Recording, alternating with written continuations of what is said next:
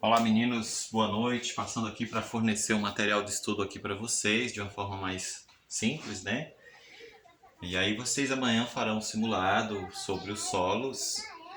E aí eu peço que vocês prestem bastante atenção sobre algumas características.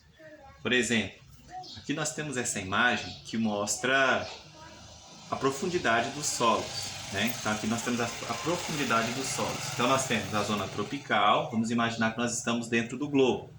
Então, quanto maior a luminosidade, maior será a quantidade de chuvas, maior será a quantidade de luminosidade, e isso vai favorecer a ocorrência do intemperismo sobre as rochas. Por isso, os solos da região tropical serão os solos mais profundos. Quanto mais próximo da linha do Equador, né, quanto menor a latitude, nós teremos solos mais profundos. Por isso que se nós pegarmos o globo, os solos da zona tropical são os mais intemperizados, mais profundos. Por quê, professor? Porque aqui chove mais e porque aqui tem maior luminosidade. Nós estamos falando do centro da Terra. Agora, as áreas que recebem menor calor, menor luminosidade, né? Zona polar, zona temperada. Estas zonas vão receber menor luminosidade e menor calor. Por isso que, se a gente pegar uma imagem, a região tropical será a região com as florestas maiores. E a zona polar será a zona com floresta, com praticamente inexistência de florestas, né? Não existem florestas, né? São vegetações rasteiras. E aí a gente trabalhou na nossa aula passada os fatores que são responsáveis pela formação dos solos. São eles: o clima, o relevo, os organismos e o tempo. Então o clima tem o papel principal nesse processo de formação dos solos, principalmente em razão da questão da chuva, da pluviosidade.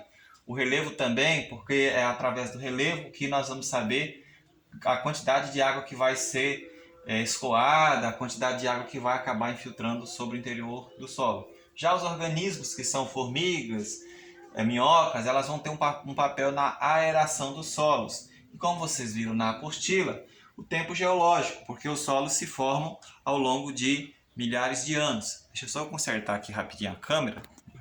Não vai cair não, né? Então, pronto, consertei. Então, nesse processo aí, meus queridos, nós vimos que são estes os fatores de origem para formar o solo. O processo de formação do solo é chamado de pedogênese, né? Então, é a pedogênese o processo responsável pela formação dos solos. Aqui nós temos, então, o interior dos solos. Esse interior é chamado de horizontes. Então, os horizontes do solo são eles: o horizonte superficial é o horizonte O ou A. Então, a letra O significa que o horizonte é orgânico. A letra A significa dizer que o horizonte é mineral. O horizonte abaixo da parte superficial é o horizonte B, é o horizonte em transformação e que tem uma boa quantidade de argila, né?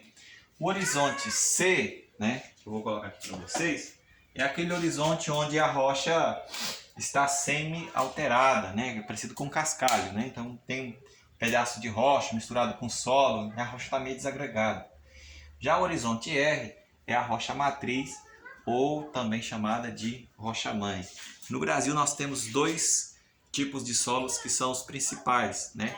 Entre eles, o que é predominante no Brasil são os latossolos. Os latossolos que nós temos aqui na nossa região de Uruaçu são eles vermelhos ou amarelos. Então, vermelho quando o solo é rico em ferro, amarelo quando o solo é rico em alumínio.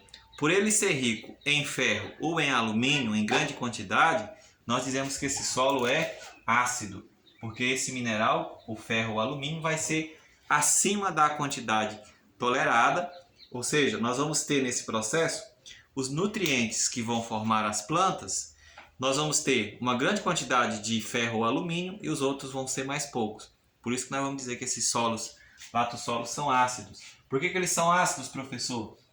Porque os latossolos são solos mais profundos, são solos que sofreram grande ação do intemperismo. O que é o intemperismo, professor? Chuva, sol, vento, isso foi desgastando a rocha a ponto de que os latossolos são solos bem profundos, são solos intemperizados. Intemperizados, o que é isso, professor? A rocha-mãe sofreu grande ação de água, chuva, muito sol. Isso foi desgastando a rocha de forma a produzir um solo profundo. Então, quando a gente fala que o solo é velho, é porque ele é profundo. Profundo é o que, professor? Significa dizer que naquele solo tem pouca pedra quando você cava. Então são solos velhos, intemperizados, profundos e com elevado teor de acidez. São solos de baixa fertilidade. Se vocês verificarem que a gente trabalhou na nossa aula, né? Os solos eles trazem como característica um outro fator interessante, que é a questão de que esses solos, com a introdução de novas técnicas, uma delas é a calagem, né? A calagem é a adição do calcário sobre o solo e isso faz com que os nutrientes se equilibrem a ponto de se tornar possível a produção de alimentos. Então nós temos aqui no Brasil o principal tipo de solo, qual é? Latossolo, solo profundo, intemperizado, velho, ácido. Ácido por quê, professor? Porque sofreu grande ação do intemperismo. Por que esse solo sofreu intemperismo, professor? Porque ao longo do tempo ele sofreu os efeitos de grande quantidade de chuva, sol, vento. Então isso foi desgastando a rocha a ponto de os solos da zona tropical serem solos bem profundos. Por isso que são profundos, são chamados de velhos, né? Solos velhos. Além dos latossolos, que são comuns na nossa região, nós podemos citar também os neossolos. Os neossolos são solos jovens, né? Onde você vai observar uma maior concentração de areia sobre eles. O solo vai ser mais raso, né? Então vai ser um solo mais arenoso e onde você vai ter um solo mais raso, né? Então, além dos latossolos, a gente vai ter uma outra predominância dos neossolos. São solos jovens, rasos, onde a ação do intemperismo ainda é lenta, ou seja, são solos em formação. Como característica, nós vamos observar uma maior presença de areia e a rocha-mãe vai estar mais próxima da superfície desse solo. Por isso que nós vamos observar tanto a concentração de pedra quanto a concentração de areia sobre esse solo. Então ele vai ser um solo raso. Então neossolo, solo raso, jovem, em processo de formação. Valeu, forte abraço.